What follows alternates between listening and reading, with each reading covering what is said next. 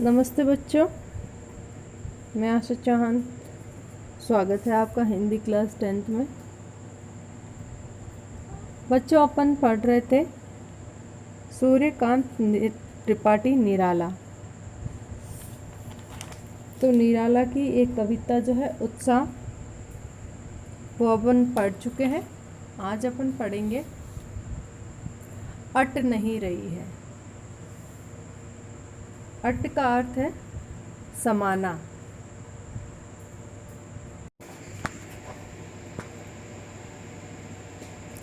ये एक कविता एक आह्वान गीत है।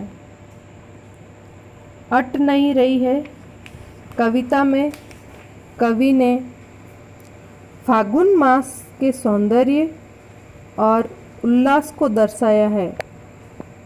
फागुन मास की शोभा संपूर्ण वातावरण में बिखरी हुई है। तो चलो पढ़ते हैं। अट नहीं रही है।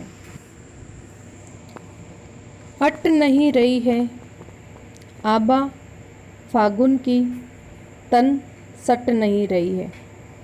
अट का अर्थ है समाना, आभा का अर्थ है सौंदर्य, पर का अर्थ है पंख। तो कवि कह रहे हैं कि फागुन मास का सौंदर्य इतना अधिक है कि वो समा नहीं रहा है, मन में, आँखों में समा नहीं रहा है। आभा सौंदर्य फागुन के तन की सट नहीं रही है, तन सट नहीं रही है। तो कवि कह रहा है कि चारों ओर फागुन की शोभा जो है वो समा नहीं रही है। फागुन की शोभा तन में समा नहीं पा रही है। कहीं सांस लेते हो घर घर भर देते हो, उड़ने को नभ में तुम पर पर कर देते हो। कवि कह रहा है इस समय चारों ओर फूल खिलते हैं, तुम सांस लेते हो, उस सांस से तुम संपूर्ण प्रकृति को खुशबू से भर देते हो। वह सुगंध वातावरण में फैलकर हर घर को खुशबू से भर देती है।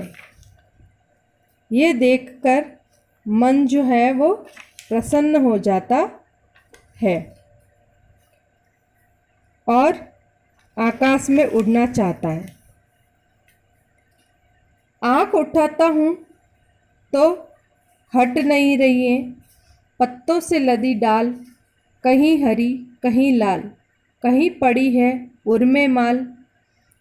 मंद गंध पुष्पमाल, पाट पाट शोभाश्री पट नहीं रही है।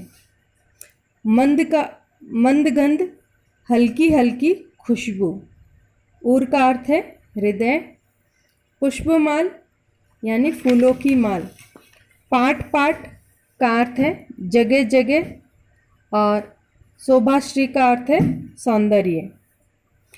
तो कवि कह रहा है इस वातावरण में पक्षी भी पंख फैलाकर आकाश में उड़ना चाहते हैं। फागुन का ये दृश्य इतना सुहावना है कि यदि मैं इन सब से आँख हटाना भी चाहूँ तो हटा नहीं पाता हूँ।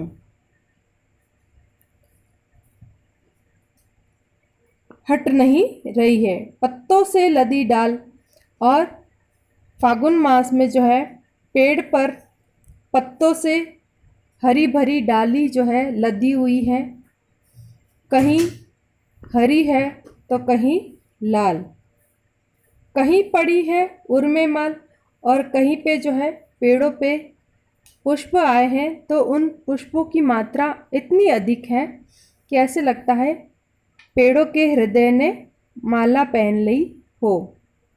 मंदगंध हल्की हल्की खुशबू, पुष्पमाल फूलों की माल, पाट पाट यानी जगह जगह शोभाश्री पट नहीं रही है। और ऐसे सौंदर्य की जो शोभा है वो पट नहीं रही है। अर्थात इन सबको देखकर ऐसा लग रहा है मानो फाल्गुन के गले में सुगंध से मस्त कर देने वाली फूलों की माल पड़ी हुई है। इस प्रकार जगह जगह फाल्गुन का सौंदर्य बिखरा हुआ है और सौंदर्य जो है वो समा नहीं रहा, यानी मन में नहीं समा रहा है उसकी अधिकता के कारण। बच्चों देखते हैं उत्साह कविता के प्रश्नोत्तर। पहला प्रश्न है, कवि बादल से फुआर रिमझिम या बरसने के स्थान पर गरजने के लिए कहता है, क्यों? कवि ने बादल से फुआर रिमझिम या बरसने के लिए नहीं कहता बल्कि गरजने के लिए कहता है, क्योंकि गरजना विद्रोह का प्रतीक है। कवि ने बादलों को गरजने के माध्यम से कविता में नूतन विद्रोह का आह्वान किया है। दूसरा प्रश्न है, कविता का शीर्षक उत्साह क्यों रखा गया है? ये एक आह्वान गीत है और कवि क्रांति लाने के लिए लोगों को उत्साहित करना चाहते हैं।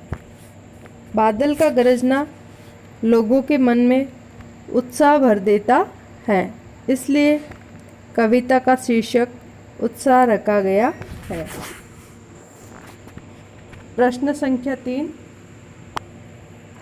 कविता में बादल किन किन अर्थों की तरफ संकेत करता है? तो कविता में बादल निम्नलिखित अर्थों की तरफ संकेत करता है। पहला है, पीड़ित और प्यासे जन की आकांक्षा पूर्ति करने वाला परोपकारी के रूप में। दूसरा है, सामाजिक क्रांति लाने वाले कवि के रूप में। और तीसरा है, ग्रीष्म के अतिरेक से जन मन को राहत दिलाने वाले लोक कल्याणकारी के रूप में।